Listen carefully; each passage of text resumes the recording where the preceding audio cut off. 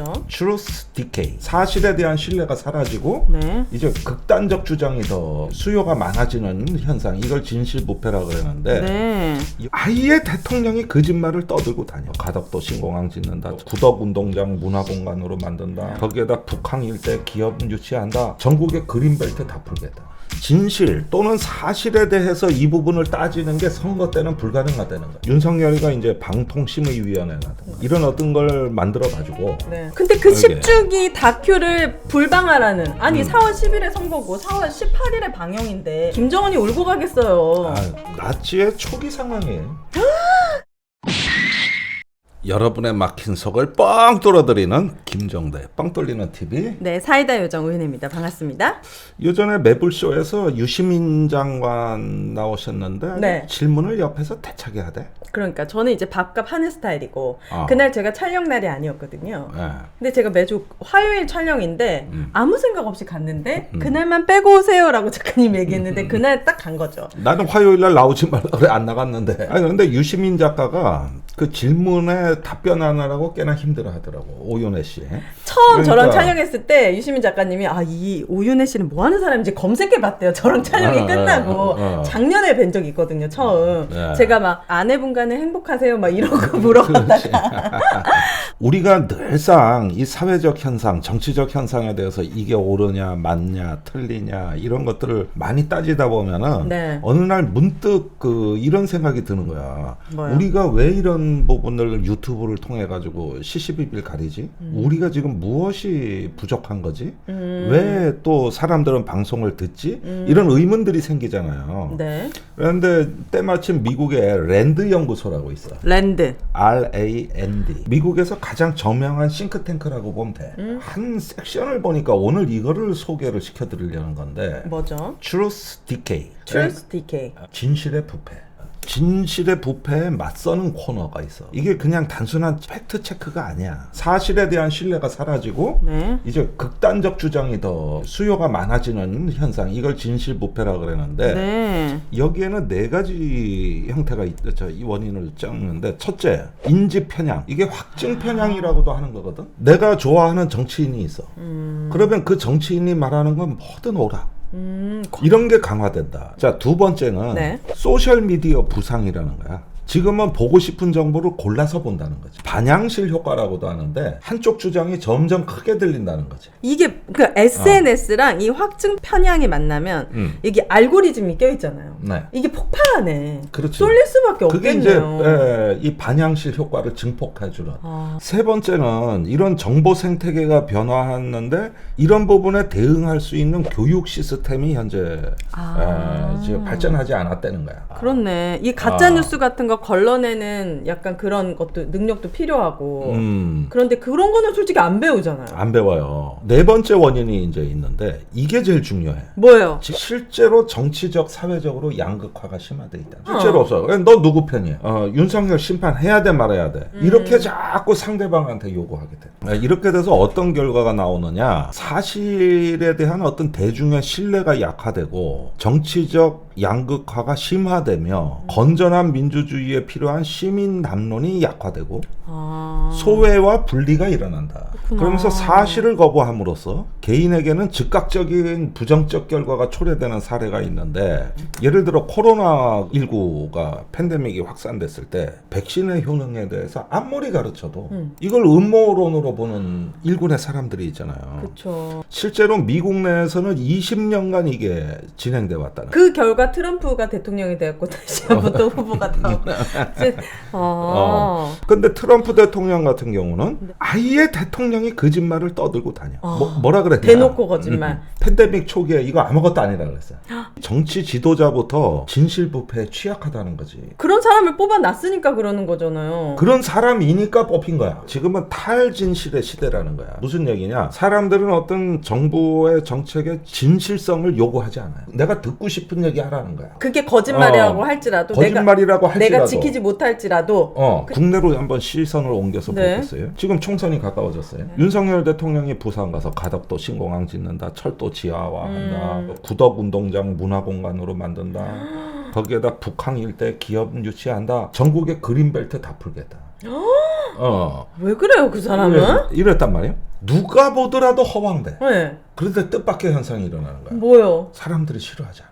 아, 잠시라도 날 기쁘게 해줬나? 그렇지. 내 집값이라든지 내가 사는 동네에 올려줘가지고 말만 해도 그렇지. 안 지켜도 희망 고문인데 네. 그것에 귀가 솔깃한 거야. 아, 희망 고문이 아니라 사기치는 거잖아요.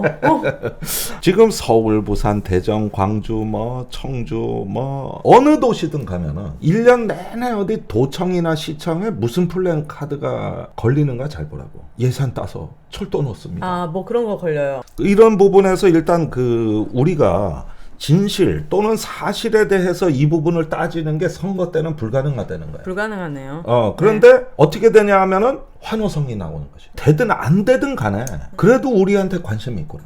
이렇게 되니까 지금 계속 요 며칠 여론조사가 서울에서도 국민의힘이 민주당을 지금 여론으로 앞질렀다는 보도가 계속 나오고 있는데 네. 그러면서 주요 대도시별로 내가 오늘 충청도에서 청주에서 그 굉장히 중견 기자의 전화를 받았는데 청주도 이상하대 분위기가. 며칠 사이에 지금 국민의힘으로 분위기가 많이 넘어갔다는 거야. 그래서 왜 그러냐 그러면 역시 내 짐작대로 비슷한데 개발에 대한 기대가.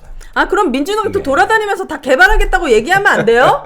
아니, 뭐 무조건 뭐 흠결이 없어야 되고 막 그런 거에 갇히지 말고 어쨌든 그렇지. 표를 얻어가지고 뭘 할 수 있게끔 만들어야죠. 자, 그러니까 이게 답답하네. 주로 보수가 이 사람의 욕망을 자극하는 재산 증식과 개발에 대한 공약을 참 능수능란하게 잘 제기한단 말이에요. 근데 저는 진짜 아쉬운 게 인간의 욕망은요. 이거를 억지로 절제를 시키려고 하면은 아무리 진보당에서 얘기하는 가치가 뛰어나도 이게 반작용이 나타나요. 그렇죠. 근데 또 국민의힘은 너무 부패했기 때문에 제가 차마 지지를 못하는 거지.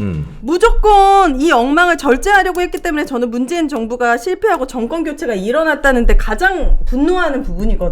그렇죠. 근데 지금 이렇게 2년 동안 그렇게 윤석열이 개판을 쳐도 사람들의 마음이 변할 수 있다라는 거는 정말 단순한 거잖아요. 그들의 욕망을 맞아요. 지키지 않아도 건드려주면 되는 거면 왜 민주당은 그걸 못합니까?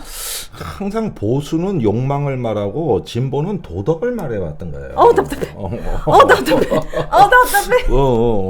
아니, 그래서 답답한 거예요. 그러니까 이번 선거에서 이게 같이 갈 수 없는 거예요? 도덕과 욕망이 왜 분리돼야 돼요? 여기서 있잖아요. 욕망을 절제하면서 공동체를 강조하는 게 주로 우리 사회 리버럴 진보들이 좋아하는 스타일이야. 반면에 이건 나랑 그런 안 욕망을 가두려고 하고 네. 간섭하는 거를 체질적으로 싫어하는 게 네. 우리 사회의 보수의 스타일이에요. 그럼 전 보수예요. 전 욕망을 절제하면서 살고 싶지 않아요. 네. 문제는 이 시장의 게임이 네. 오징어 게임이 되는 경우가 있어 가끔. 네. 이거를 이제 전문 용어로 시장 실패라 그러는 거야. 탐욕이 이제 다 용인되는 순간 잘 사는 사람은 너무 잘 살고 못 사는 사람은 가진 것마저 빼앗기는 이렇게 얘기를 하는데 사람들이 좀 먹고 살만 할 때는 그런 얘기를 잘 들어. 그러는데 요즘같이 양극화가 심해진 데다가 서민 경제가 이제 어려울 때 크지 않아도 어려워서 하루하루 벌어먹기가 고통이고 지옥이고 네. 이러는 상황에서 공동선을 얘기하고 공동체를 얘기한다 그러면은 네. 그렇게 싫은 거야. 나도 그 자영업자를 해보니까 네. 10년 동안 잡지 장사를 하면서 해보니까 네. 그 4대 보험 때문에 죽겠어.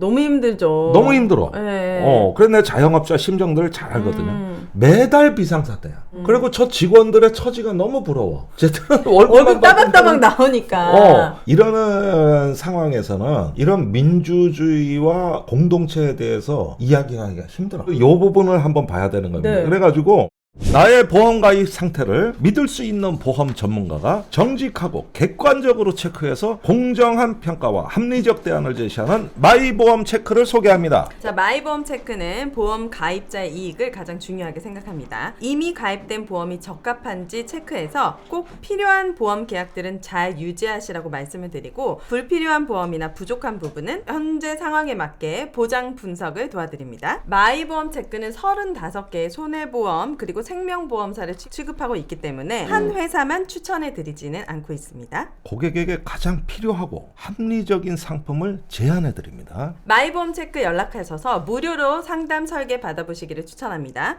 홈페이지에 한글로 마이보험체크.com, 카카오톡에서 마이보험체크 채널 추가 또는 대표 전화 1800-7917로 상담 전화 가능합니다. 잠깐 여기서 중요합니다. 최근 마이보험 체크 이름을 똑같이 도용해서 홈페이지 도메인을 운영하는 회사가 많다고 합니다. 심지어 마이보험 체크가 맞냐고 물어보면 맞다고 사칭까지 한답니다. 그렇기 때문에 마이보험 체크에 주황색 손 마크를 꼭꼭 확인하시고 1800-7917 대표 번호가 맞는지도 확인 부탁드립니다. 보험은 마이보험 체크. 하루에 10만 번씩 움직이는 관절 건강을 위해 프리미엄 관절 건강식품 편관보. 요즘 같은 쌀쌀한 겨울철에는 관절 건강 관리가 필수입니다.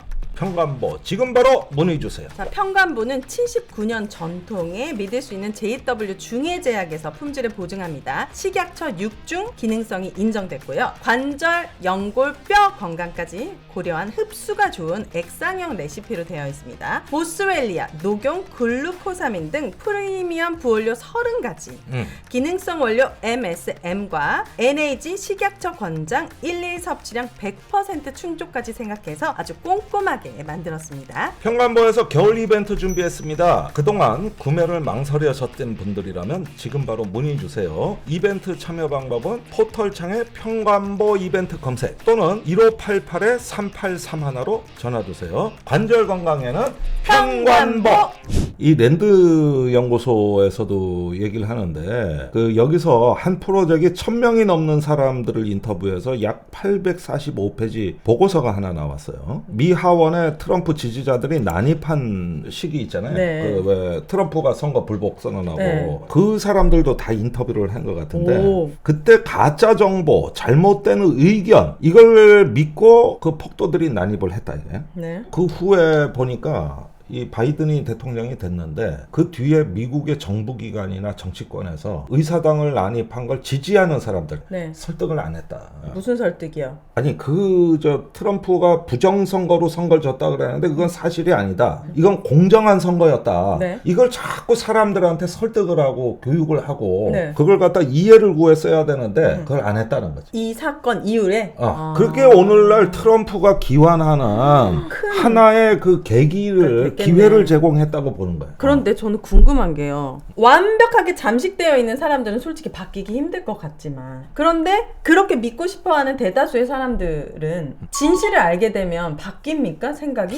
정신과 의사 중에 정혜신 박사라는 분이 계셔. 네, 처음 들어요. 10년 전에 세월호 참사가 일어났잖아요. 그게 이제 안산에 있는 고등학교 학생들이 피해자가 된 거 아닙니까? 그러니까 남편도 정신과 의사인데 아예 거주지를 안산에 피해자들이 있는 동네로 옮겨서 거기서 자발적으로 피해자들을 상담해주고 이 치유를 실천했던 의사거든요. 근데 이 정혜신 의사가 태극기 부대 노인들이 시청 앞에서 집회하다 젊은 사람이 지나가기만 하면 막 욕을 하고 때렸어요. 노인들이. 진짜? 왜 그래? 그 앞에 지나가지도 못했는데 그 태극기 부대 노인들을 천천히 인터뷰를 한다고. 자기가 보기에는 외로워서 저런다고 본 거야. 의사로서 다가가서 한 명 한 명 인터뷰를 하는 기록을 남겼는데 일단은 식사는 하셨어요? 뭐 목소리가 안 좋으신데 어디 아프신 데는 없어요? 하면서 살살 대화를 나누면 한 30분이 지나서 무슨 일이 일어나냐 하면은 그 노인이 이렇게 내가 아까 좀 심했지? 내가 과격해 보이는 것 같아, 그지? 이렇게 실제 한다는 거야. 그러니까 그 사람의 마음속으로 들어가서 이 자존감을 만져주고 하면서 젊은 애들 생각은 이거겠죠. 그런데 손주 같던데 뭐 이러면서 이제 얘기가 서서히 올라다가 보면 설득이 되더라는 거야. 그러면 태극기 부대에 연로하신 이제 노인분들이 많은 이유가 어떻게 보면은 조금 고립돼 있고 노인분들이 외롭고 뭔가 의지할 데 없고 하다 보니까 더 여기에 매몰된 거예요. 그리고 돈 많은 사람 대학 교수도 있어.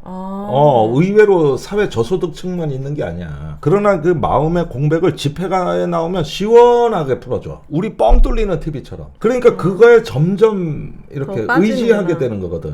의지하게 되다 보니까 과격해지고 이재명 대표 테러까지 연결이 되는 건데 근데 이 의사가 훌륭한 점은 뭐냐면 네. 그거를 욕하지 않고 끊임없이 대화를 하면서 그 사람 내면으로 들어가 줬다는 거지. 그러면 희망이 있는 것이 아까 진실의 부패에서는 이런 원인들이 지금 문제라고 하셨는데 사회적 담론이 점점 줄어들고 있다고 했잖아요. 네. 이렇게 소통하고 사회적 담론의 장을 많이 만들고 서로의 얘기를 듣고 본인을 한 번 그게 더 바로 민주주의의 토대라는 겁니다. 그런 것들이 많아지면 되는 거 그래서 아닐까요? 민주주의는 공론과 대화와 수구이. 요즘 외신에서 한국 정치에 대한 묘사가 한국의 민주주의가 후퇴하고 있다. 이거는 뭐냐면 수구이 민주주의가 사라지고 있다. 이 뜻이 되는 거거든요. 네. 그러니까 이럴 때는 탈진실, 진실의 부패가 이제 본격적으로 시작된다는 건데 사람들이 원하는 거는 진실이 아니에요. 내 마음속에 깊이 외로움에 떨고 있는 나의 나약한 심성이 저 사람의 연설과 말과 행동을 보면은 강해지는 거 같고 우리는 연결돼 있고 이런 일체감을 느끼게 하는 환희의 느낌을 주면서 네. 걷잡을 수 없이 열광하는 거거든요. 열광. 그러면은 야당도 대책이 필요한 거 아닙니까? 사람들이 이렇게 열광한다면 그걸 좀 적절히 섞어야죠. 그러니까 여기서 있잖아요. 네. 그래도 우리 사회가 히틀러나 트럼프 같은 지옥으로 아직까지는 안 간 이유는 네. 그래도 야당이 있기 때문이고 언론이 있기 때문이라고 일단 보는 거예요. 진실을 계속 말하는 사람들이 있으니까. 윤석열이가 이제 방통심의위원회라든가 이런 어떤 걸 만들어 가지고 네. 그냥 벌점 매기면서 막 조지기 지금 시작하는 건데. 시작하고 있죠. 근데 그 조지는 게 야당을 비판할 때는 절대 안 조져. 정권을 비판할 때만 벌점이 있다. 네, 맞아요. 우리가 진실의 부패를 막으려면 어떻게 되냐면은 힘을 가져야죠. 힘도 가져야 되고 힘을 가져야죠. 맨날 진실 얘기하고 게임에 지면 뭐합니까? 진실 얘기하다 죽어요. 말도 못하고. 아니 그런데 답답해 죽겠대. 제가 어제 세월호 가족 유가족분과 같이 방송을 하면서 진짜 충격적인 얘기 들었어요. 작년 7월에 세월호 유가족분들이 조사를 때문에 갔는데 윤석열 정부의 5급 공무원이 하늘의 색깔이 바뀌었으니 조용히 있으라고. 저 진짜 그 얘기 듣고 진짜 분노했거든요. 하늘의 색깔이 바뀌었으니 가만히 안 있고 다시 하늘의 색깔을 바꿔야 되는 거 아닌가라는 저는 생각이 드는 거예요.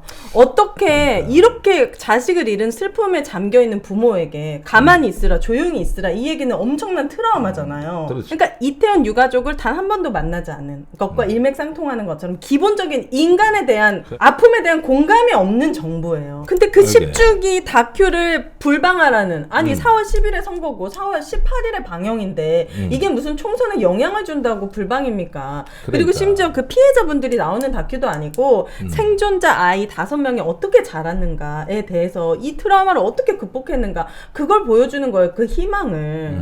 근데 그것도 못 들게 하는, 이게 무슨 북한보다 더해. 김정은이 울고 가겠어요. 나치의 초기 상황이에요. 싫어요. 거부할래요. 왜 대한민국에 나치가 옵니까? 아니 나는 그렇게 봐요. 여기서 일어나는 진실의 부패를 우리가 어떻게 다시 원래대로 정상화할 거냐, 회복할 거냐, 이 문제가 핵심인 거예요. 지금 가짜 공약에 그냥 나라가 온통 그냥 뒤집어졌어요. 그러니까요. 가짜 공약에. 의대 정원 2,000명 어떻게 늘릴 겁니까?